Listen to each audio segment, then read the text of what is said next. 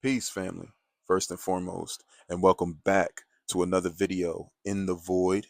It's your boy Mir. So stop the tears because we got zero fear for what we're going to be talking about here in today's video. Let's get into it. All right. So, as y'all know from the last upload, we are doing a series on this gem of a book right here, The Art of War by Sun Tzu. And this video in particular will be about the second chapter and what I believe are the most pertinent or applicable rules in our daily lives. So, without further ado, rule number 2. When you engage in actual fighting, if victory is long in coming, then men's weapons will grow dull and their ardor will be damped. All right, you heard the law. Now, let me give you the business on that because this isn't just a statement about war. It's a timeless truth about human energy, motivation, and purpose. See, when a war or any conflict at that drags on, weapons grow dull, meaning the resources deteriorate, and the ardor is damped, meaning the spirit dies. The longer something lasts without progress, the harder it is to believe in it.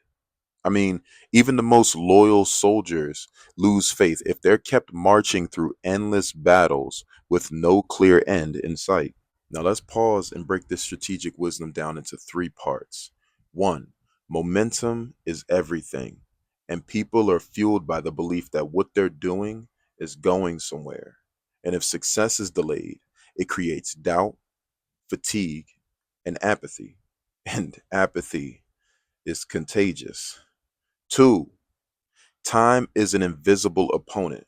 A wise leader knows the longer a fight lasts, the more likely it is that time itself will defeat you, even if the enemy never does. Three, even the righteous cause loses its fire without results. I mean, morale isn't just about speeches and slogans, it's about tangible signs of victory. Without progress, the belief in said victory will collapse. Now, you know I'm going to come with some ways for y'all to both observe and apply this. In business, a startup team loses passion when there's no funding or customer feedback for months. In activism, protesters burn out when change feels distant or blocked. In relationships, one sided efforts that drag on without emotional payoff become draining. And in personal growth, you'll quit the book, the gym, or the habit if results are too delayed and the process feels endless. I just wanted to take a quick second and make a counterpoint and also give a word of encouragement because we just talked about quitting. And I know how hard it gets out there. Sometimes we don't see the results over the horizon. We can't see that this process is worthy of our trust. But you're going to lock in and you're going to stay locked in. And when you do, if you feel in your heart and in your gut that your plan makes sense in a world where nothing seems to make sense, bet on that plan. Bet on that plan. And how you do that is putting time, effort, and attention into that task. Because where attention goes, energy flows. Who said that? I don't know. I think Nero. I'll leave a link down below. But what I'm saying is stay 10 toes down. Don't slip, don't trip. Because when you do that, the devil gets a grip. He's lurking, staying low behind the curtain. But if he run up on me, I might murk him. Ooh, hold it up. Yo, that was off the Can I get some credit for that? Can I get some credit for that? That was off the dome. Yo, I'm having too much fun with this, yo. All right, let's get back into it. Here's the tactical takeaway. Sun Tzu isn't anti-war. He's anti-dragging your feet. He's urging generals to fight with purpose, urgency, and decisive execution because human energy is finite and the soul of any army depends on momentum. And here's two questions for you to reflect on when it comes to rule number 2. What wars are you still fighting in life, not because they're winnable, but because you've gotten used to the battle? Are your weapons dull and your spirit fading because you've gotten stuck in a cycle that needs either resolution or release? Rules number 3 and 4. The cost of a long campaign. And here we have rules 3 and 4, but I'm also going to add rule number 5 because I think it reiterates and emphasizes the topic of today's video, and I think it's just worth the mention. 3. Again, if the campaign is protracted, the resources of the state will not be equal to the strain. 4. When your weapons are dulled, your ardor damped, your strength exhausted, and your treasure spent, other chieftains will spring up to take advantage of your extremity. Then no man, however wise, will be able to avert the consequences that must ensue. And 5 says, thus, though we have heard of stupid haste in war, cleverness has never been associated with long delays. All right, so like I said, rule 5 was just the honorable mention. So to refocus on rules 3 and 4, I want you to understand that these two verses form a warning, not just about war, but about unsustainable efforts in any field. They highlight the economic, emotional, and human cost of a conflict that drags on without resolution. Now let's break this down into 3 parts. The first being resource strain breaks nations. A war that drags on bleeds not just the soldiers on the field, it bleeds the nation itself. Economy buckles from constant supply demands, civilians suffer as taxes rise and goods dwindle, and infrastructure degrades, leaving the home vulnerable to other threats such as rebellion, famine, or just unrest. This isn't just literal war, though. It's any high stakes pursuit that consumes more than it creates. And number 2 is simple. Even genius can't save the unprepared. And Sun Tzu is kind of blunt here. He says, then no man, however wise, can avert the consequences. That means not even strategy can save a system that's already collapsed. It's a sobering truth. If you burn all your fuel before reaching your destination, it doesn't matter how skilled a driver you are. And finally, we have number 3. Exhaustion makes you a target. When a country or a person is exhausted, enemies rise up, opportunists circle, confidence fades, and collapse becomes inevitable, not because of defeat in battle, but because of internal decay. And here are some modern examples of where and how you'll see this. In leadership, a company with a brilliant CEO still fails if funds are wasted and employees burn out. In personal life, you can't outthink emotional burnout in a relationship or project that's already drained you completely. In activism or revolution, even just causes lose traction when supporters are exhausted and resources are stretched thin. Now, what is Sun Tzu really saying here? I'm glad you've asked. Victory delayed too long becomes unsurvivable, even for the wise. Planning, endurance, and strength are essential, but knowing when to retreat, adapt, or close the campaign is just as vital. And here are 2 quick questions for us to reflect on. What are you holding together right now, not with strategy, but with sheer will, that's slowly collapsing because the foundation is spent? What systems in your life, leadership, or vision are too drained to survive more effort without a radical change? Rule number 6. There is no instance of a country having benefited from prolonged warfare. Understand, because this is Sun Tzu at his bluntest. He's not saying prolonged warfare is difficult. He's saying it's never beneficial. Not once in history, not for any nation, not under any ruler. It's a line that condemns the romanticism of war and dismantles the illusion that dragging out conflict ever produces lasting prosperity or honor. I want to break this up into 3 parts to give you an understanding of what Sun Tzu is really saying here. 1. War is a tool, not a lifestyle. When war becomes routine, it corrupts the purpose of strategy and leadership. 2. Even if you win eventually, you've already lost something. Economies collapse, morale deteriorates. Even a victorious nation is often a shadow of what it once was. And 3, glory fades while suffering compounds. The longer a war continues, the harder it is to explain why it started. Purpose is diluted. Justification erodes. More modern methods of application of this can be seen in political and military atmospheres. I mean, look at the Vietnam War, Afghanistan, Iraq, all examples of powerful nations with superior force being worn down over time, not by enemy strength, but by time, confusion, and internal exhaustion. In business and startups, a business that drags on for years without profit may survive on loans and effort, but at what cost? Investors will grow impatient, founders burn out, culture decays. In relationships and personal struggles, prolonged arguments, toxic relationships, or drawn out inner conflicts create emotional erosion.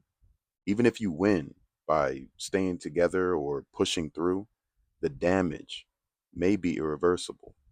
All right, now let's talk about the hidden cost of endurance, because many leaders pride themselves on hanging in there. But Sun Tzu gives a warning about this. Hanging in without strategy is not strength, it's stagnation. And there's no benefit in lasting longer if you're only bleeding out more slowly. And here are two questions to reflect on with Rule 6. What are you still fighting for? Not because it benefits you, but because you're too afraid to admit it hasn't served you for a long time. Is there a war in your life or leadership that should have ended but continues because ending it feels like failure? And you know I had to hit y'all with another battle example, right? Yeah. This one is the Vietnam War from 1955 to 1975, a 20-year campaign that proves Sun Tzu's Rule 6 word for word. All right, now here's the setup. The U.S. entered Vietnam with the intent to stop the spread of communism under the domino theory. Believing in its military superiority and moral mission, America assumed it would be a quick victory against the North Vietnamese and Viet Cong forces. But they underestimated the terrain, the resolve and strategy of the enemy, and the psychological and political cost of a prolonged, unclear war. Now, let's talk about four consequential factors of this drawn out war, starting with the economic strain. Because this war cost the US over 168 billion. That's equivalent to over $1 trillion today. It also drained the federal resources and diverted money from domestic programs, leading to inflation and economic instability at home. Up next, we have the human cost, with over 58,000 American soldiers unalived and millions of Vietnamese civilians and fighters deleted. Soldiers returned disillusioned, traumatized, and often abandoned by the very society that sent them. Next, we have the public opinion collapse. With no clear victories and mounting body counts televised nightly, American public support collapsed. Protests rocked the country, and faith in government eroded, permanently shifting U.S. culture and politics. And finally, the psychological fallout. See, the war created a moral crisis. Why are we here? Became a question even the soldiers couldn't answer. I mean, we know why. I'm not going to get into all that. I just want to display a point egregiously proven. Also, the lack of a clear goal turned the mission from defense into confusion and despair. Now, let's note the overall outcomes. After 2 decades, the U.S. withdrew, not in triumph, but in exhaustion and disgrace. Vietnam was unified under communist rule, the very thing that America tried to prevent, and the war weakened America's global image, disillusioned its people, and left deep cultural scars still felt today. How does this prove Rule 6? It's quite simple, actually. There is no instance of a country having benefited from prolonged warfare. No gain was secured. Massive loss in life, wealth, morale, and unity. And victory was never achieved or even clearly defined. And here's the reflective tie in: the longer you fight without clarity, the more you lose, even if you win. Are there areas in your own life where you're stuck in Vietnam, bleeding effort, time, and energy into something you haven't clearly defined and can't seem to end? Rule number 15. Hence, a wise general makes a point of foraging on the enemy. One cartload of the enemy's provisions is equivalent to 20 of one's own. Now, I want us to understand something about Rule 15 here, because it's not just about food or supplies, it's about strategic leverage. And I'm going to read it off one more time for you. Hence, a wise general makes a point of foraging on the enemy. One cartload of the enemy's provisions is equivalent to 20 of one's own. Sun Tzu isn't merely advising you to steal from the enemy. He's teaching you to turn the enemy's strength into your sustainability, to feed yourself on what would have been used to hurt you. This is a principle of reversal. Take what they prepared for their own success and make it fuel for your victory. Now, I want to break down three elements of core wisdom here, starting with number one being efficiency over exhaustion. Supplying your own army will drain your homeland, but to supply your army with the enemy's stores will preserve your resources, weaken theirs, and doubles your advantage. It's not just about taking, it's about lightening your load and increasing your options in hostile territory. Number two is the psychological impact. Nothing is more demoralizing than watching your carefully guarded supplies meant to sustain your people feed your enemy instead. It tells your opponent, not only am I beating you, I'm thriving because of you. It breeds shame, confusion, and panic. Sound familiar? Powerful tools in war. And finally, number three, we have momentum and mobility. Armies that must carry everything slow down. Armies that adapt to the terrain and seize opportunity move like the shadows. Sun Tzu always favors fluidity over burden. Foraging the enemy allows for faster movement, longer campaigns without economic strain, and tactical sustainability in unknown territory. And that last one is pressure. Don't play with it. And here are some modern methods of application for business. One, leverage competitor weaknesses or market research against them. Turn their failed advertisement strategy into your case study. Acquire their disillusioned customers and outperform them using their blueprint. And here's some for personal strategy. Let the energy of those who oppose you fuel your discipline. Let the haters highlight your weaknesses and turn those insights into personal growth. The wise general lets his enemy feed him. In modern terms, outsmart the competition by making their efforts serve your elevation. And here's something to reflect on real quick. Two questions. What in your life, whether criticism, competition, or a resource your enemy meant to use against you, could you repurpose to fuel your own growth and advantage? Are you carrying your own burdens when you could be lightening your load by seizing what was meant to stop you? Rule number 19. Let your great object be victory, not lengthy campaigns.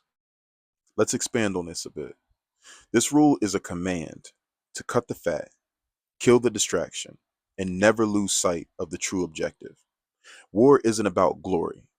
It's not about vengeance. It's not about proving you're right. It's about resolving conflict with speed and finality. To pursue war for war's sake or to become enamored with the thrill of it is to betray leadership and drown in delay. Now, why does this rule matter so deeply? Well, number one, victory equals resolution. Sun Tzu doesn't define victory as destruction. Victory is the end of conflict, the rebalancing of power, and the restoration of order with minimal waste. If the campaign drags on, even if you win, you may arrive at the finish line empty, broken, or despised. Two is avoiding the vanity of war. A leader who becomes addicted to conquest loses sight of why the war began. Sun Tzu is saying, don't chase endless battles, chase conclusion. A good general wants peace and progress. A bad one wants prolonged war to feed ego or identity. Sound familiar? And number three, efficiency is moral. The longer a war lasts, the more people are deleted. Not just soldiers, but families, economies, futures. Every day added to war multiplies pain. That's why Sun Tzu calls for decisiveness, not just strategy. And how can this be applied in life and leadership? Don't get addicted to fighting. Know what you're fighting for, and once you have it in reach, end the conflict. Leaders who keep conflict going out of pride eventually lose the loyalty of their people.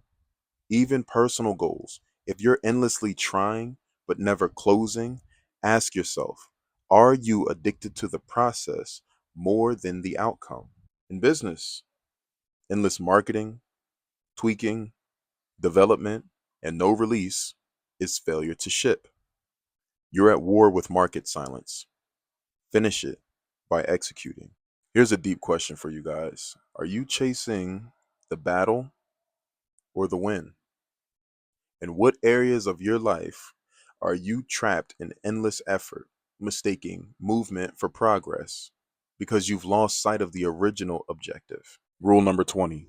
The leader of armies is the arbiter of the people's fate, the man on whom it depends whether the nation shall be in peace or peril. Now let's analyze this a bit, because this is not just military strategy. This is moral authority. And Sun Tzu is clearly telling us a general is not just a commander. He's the living threshold between life and death, order and chaos, peace and destruction. And this rule asserts a profound truth. One person's clarity or blindness can uplift or doom an entire nation. Also, leadership is not about power, it's about impact. All right, now let's break down this rule so we can understand why it hits so hard. Number one, leadership is not self contained. A general's decision doesn't just affect soldiers, it ripples across cities, markets, families, and generations. That's why strategy without soul is dangerous. Cold intellect without conscience breeds tyranny. Number two, peace is not passive, it's earned through judgment. The general isn't just fighting for dominance, he's choosing how many people get to see another day. He must balance speed versus deliberation, force versus diplomacy, and honor versus necessity. Every misstep risks turning protectors into destroyers. And finally, number three, you are the fulcrum of fate. The general isn't waiting for history, he is history in motion.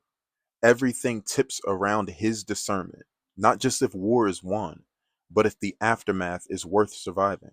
And of course, this can be applied in leadership, whether a CEO, a president, or a movement leader. Every choice reshapes the future, and crisis reveals character. The people under you inherit your decisions, for better or worse. That's the burden of power. Application can also be done in parenting and community. You don't need an army to lead. Your words, fears, and actions become the blueprint of someone else's world. Your peace of mind or paranoia, your wisdom or recklessness, all echo into your family, your team, your community. Here's something to chew on for Rule 20. If others lived by your decisions, would they find peace or perish in your shadow? Are you leading to be admired, or are you leading to protect, guide, and serve something bigger than yourself?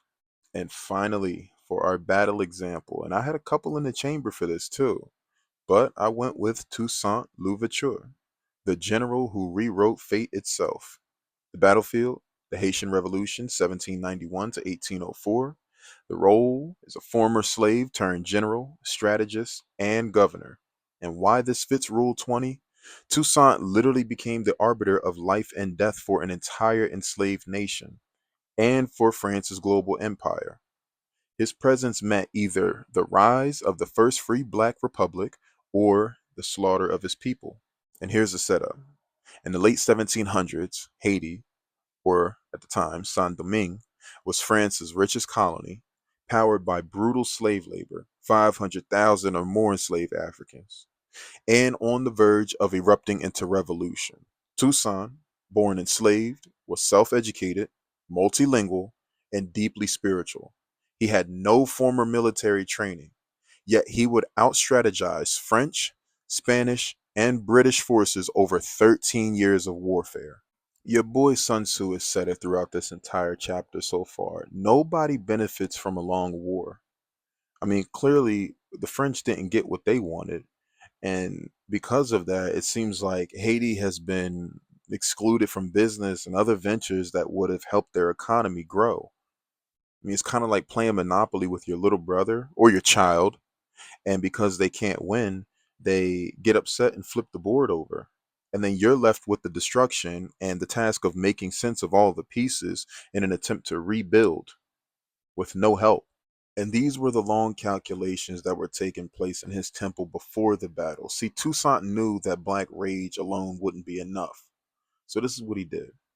He studied Napoleon's tactics. He allied strategically, switching sides between France, Spain, and Britain when it served his people's freedom. He organized an army of formerly enslaved men into a disciplined, loyal force. And he also balanced war and diplomacy, knowing when to crush, when to talk, and when to delay. He understood what few others did. Freedom was not enough. Order had to be born from chaos. And here's the burden of Rule 20. The leader of armies is the arbiter of the people's fate. Every decision Toussaint made had generational consequences. If he miscalculated, France would massacre his people. If he hesitated, foreign powers would colonize Haiti again. If he got greedy, his own army could fracture into civil war. So he had to lead warriors who once knew only chains, outmaneuver Napoleon himself, and preserve his dignity while the world tried to paint him as a savage. And for a while, he did. Now, here's why I think he embodies Rule 20 more than most. Toussaint didn't inherit power.